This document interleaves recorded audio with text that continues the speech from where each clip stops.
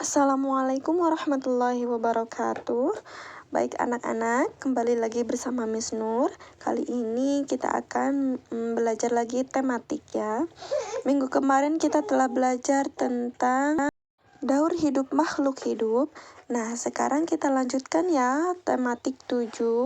Pembahasan kali ini yaitu mengenai macam-macam gaya. Pembahasan materi kali ini yaitu pertama jenis-jenis gaya, yang kedua macam-macam gaya. Tahukah anak-anak apa itu gaya? Ya, gaya adalah tarikan atau dorongan yang diberikan kepada suatu benda sehingga benda tersebut dapat bergerak. Nah, gaya yang dihasilkan oleh kerja otot kita yaitu dapat mendorong meja, dapat mengayuh sepeda, dan kegiatan lainnya. Nah, gaya tersebut disebut dengan gaya otot anak-anak. Akan tetapi bukan hanya dari otot manusia saja yang dapat bekerja. Nah, mari kita pelajari bersama-sama ya mengenai macam-macam jenis gaya. Jenis-jenis gaya dalam kehidupan sehari-hari diantaranya yang pertama gaya otot, yang kedua gaya listrik, yang ketiga gaya magnet, yang keempat gaya gravitasi, yang kelima gaya pegas, dan yang keenam gaya gesek. Mari kita bahas satu persatu ya anak-anak. Yang pertama yaitu gaya otot. Gaya otot merupakan gaya yang dihasilkan oleh otot tubuh. Contohnya seperti permainan tarik tambang. Nah, dalam permainan tarik tambang, kita memerlukan gaya otot untuk menarik tali tambang tersebut. Kemudian, gaya otot pada hewan untuk menarik suatu benda yaitu menggunakan gaya otot kaki untuk menarik suatu benda tersebut. Yang kedua yaitu gaya listrik. Gaya listrik merupakan gaya yang dihasilkan oleh muatan-muatan listrik. Contohnya seperti muatan listrik pada sisir yang telah digosokkan ke rambut dapat menarik potongan kertas. Nah, anak-anak, kalian bisa coba di rumah ya.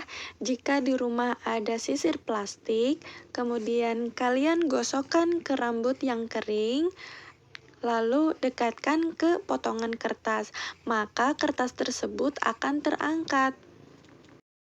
Hal ini dikarenakan adanya muatan listrik pada sisir setelah digosokkan ke rambut yang kering tadi, yaitu listrik statis. Nah, anak-anak, muatan listrik dapat bermuatan negatif dan bermuatan positif. Jika didekatkan dengan muatan listrik yang sejenis, maka dia akan saling menolak.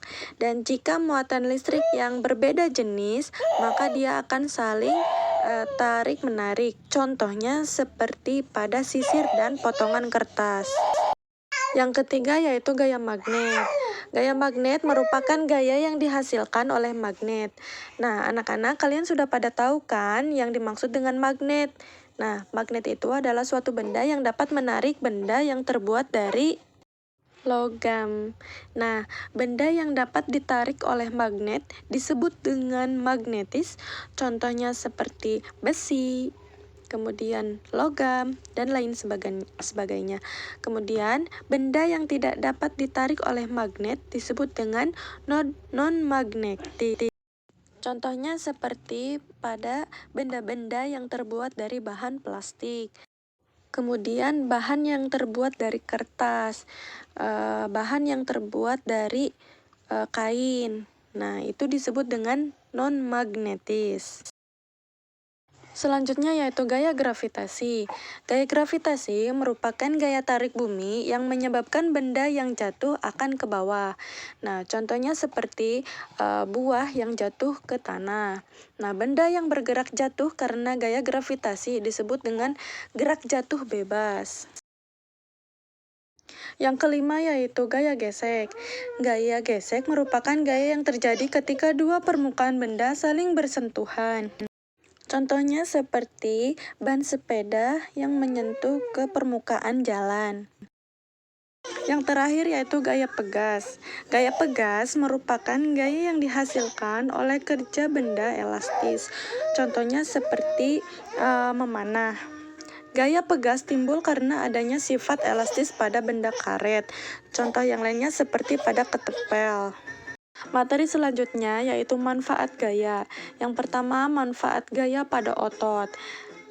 Jadi manusia dapat melompat, berenang, menulis, bersepeda, menarik tali, dan lain-lain. Kemudian pada hewan untuk menarik delman, membajak sawah, dan lain-lain. Kemudian manfaat gaya listrik, yaitu dapat menyalakan lampu di rumah dan di jalan. Kemudian untuk menyalakan TV, mesin cuci, kipas angin, dan lain-lain. Itu semua menggunakan gaya listrik. Selanjutnya, manfaat gaya magnet. Yang pertama, untuk menunjukkan arah pada kompas. Kemudian, untuk memisahkan benda-benda logam di tempat pembuangan barang bekas. Kemudian, untuk mengunci kontak pensil atau tas. Yang selanjutnya, manfaat gaya gravitasi, yaitu untuk menahan benda-benda tetap berada di permukaan bumi. Selanjutnya, untuk menjaga atmosfer tetap berada di permukaan bumi. Kemudian, untuk menjaga agar bulan serta satelit buatan tetap berada di posisinya. Selanjutnya, manfaat gaya pegas, yaitu dalam pembuatan spring bed. Kemudian, untuk bermain ketepel dan bermain panahan. Nah, selanjutnya manfaat gaya gesek, yaitu untuk membantu benda bergerak tanpa tergelincir. Kemudian untuk membantu terhentikan benda yang sedang bergerak. Kemudian untuk menahan benda-benda agar tidak bergeser. Nah, anak-anak, cukup sekian materi untuk hari ini. Mudah-mudahan bermanfaat ya. Wassalamualaikum warahmatullahi wabarakatuh.